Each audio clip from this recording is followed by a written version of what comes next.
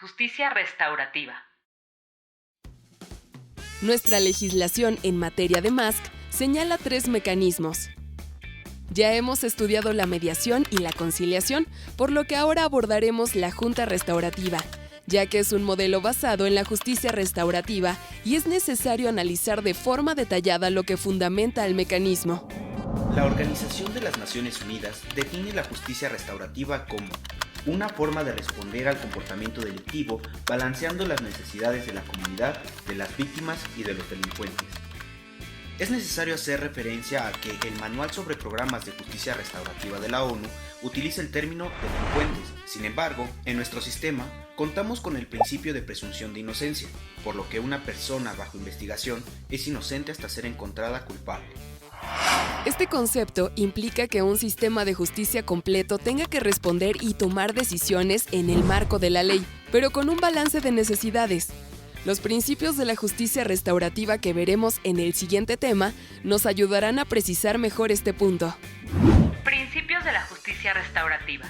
Según Howard Serr, quien fue de las primeras personas que empezó a escribir sobre justicia restaurativa en los años 70, los principios que la guían son: la justicia restaurativa se centra en el daño. El delito afecta a las personas y a las relaciones entre ellas.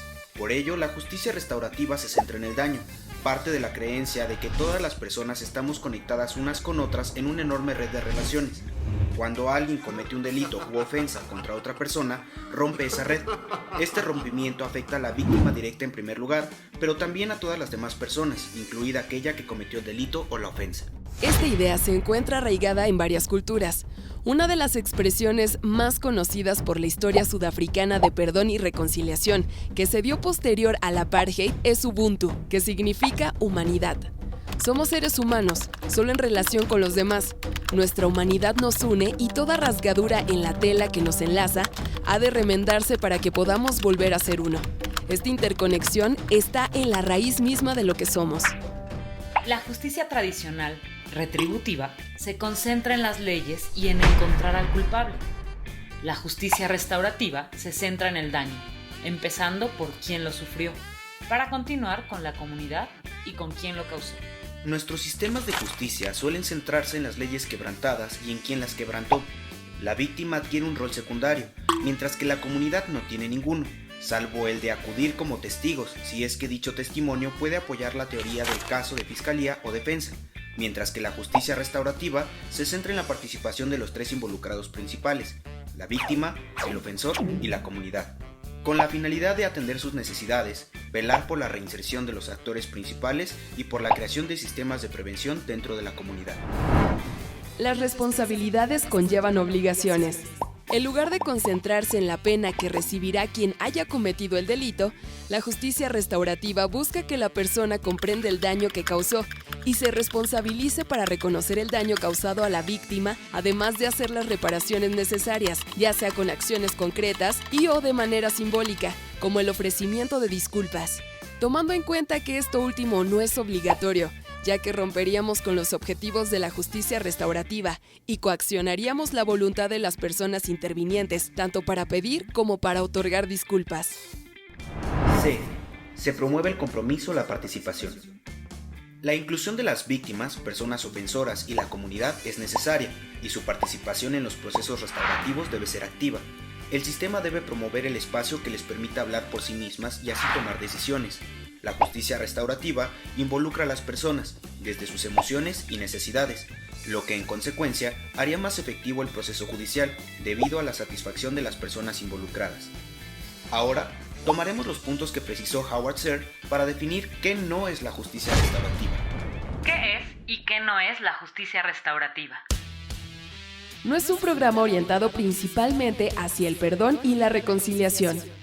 De hecho, algunas víctimas y personas que abogan por sus derechos manifiestan un rechazo hacia la justicia restaurativa porque se imaginan que el propósito de estos programas es motivarles e incluso obligarles a perdonar a los ofensores o a reconciliarse con ellos. Ni el perdón ni la reconciliación figuran como principios o ejes centrales de la justicia restaurativa.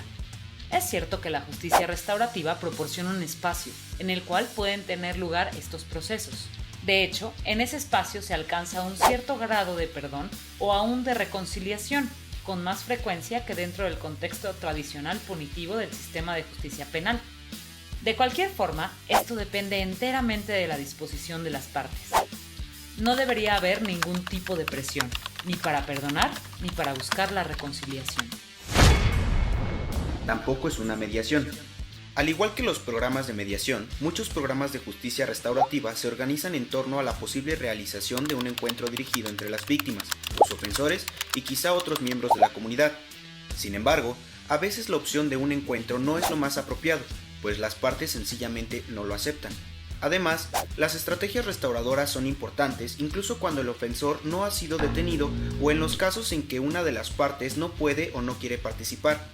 Por consiguiente, las prácticas restaurativas no se limitan solo a la realización de un encuentro. Incluso, cabe aclarar que el término mediación no describe adecuadamente lo que podría suceder en uno de estos encuentros.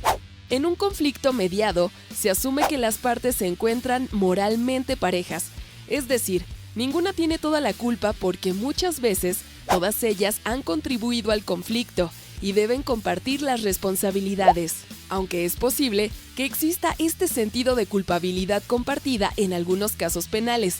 En muchos otros no es así. Las víctimas de violación o aún de robo no quieren verse clasificadas como litigantes, es decir, partes moralmente iguales en disputa. De hecho, puede ser que como resultado de lo que ya sufrieron estas víctimas, estén luchando por superar la tendencia a sentirse culpables por lo que les sucedió.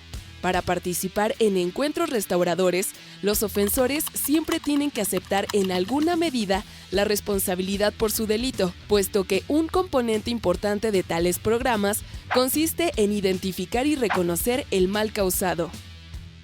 El lenguaje neutral usado en los procesos de mediación puede ser engañoso y a veces hasta puede resultar ofensivo para las víctimas. Aunque el término mediación fue adoptado durante los primeros años del desarrollo de la justicia restaurativa, se ha reemplazado mayormente por palabras como conferencia o diálogo, debido a las razones anteriormente formuladas. No está dirigida principalmente a la atención de delitos menores ni de delincuentes primarios o primerizos. Puede ser más fácil conseguir apoyo de la comunidad para programas dedicados a tratar los llamados delitos menores. No obstante, la experiencia nos ha enseñado que las prácticas restaurativas pueden tener su mayor impacto en los casos más graves. Es más, si se toman en serio los principios de la justicia restaurativa, entonces la necesidad de adoptar medidas restaurativas se torna particularmente evidente en los casos graves. Las preguntas guía de la justicia restaurativa pueden ayudar a formular respuestas restauradoras ante situaciones muy difíciles. La violencia doméstica es quizá el área de aplicación más compleja, por lo que se recomienda tener muchísimo cuidado. No es una panacea, ni necesariamente un sustituto del sistema legal. La justicia restaurativa no es de ninguna manera la respuesta para todas las situaciones. Tampoco está claro si debiera reemplazar al sistema legal, aún en un mundo ideal.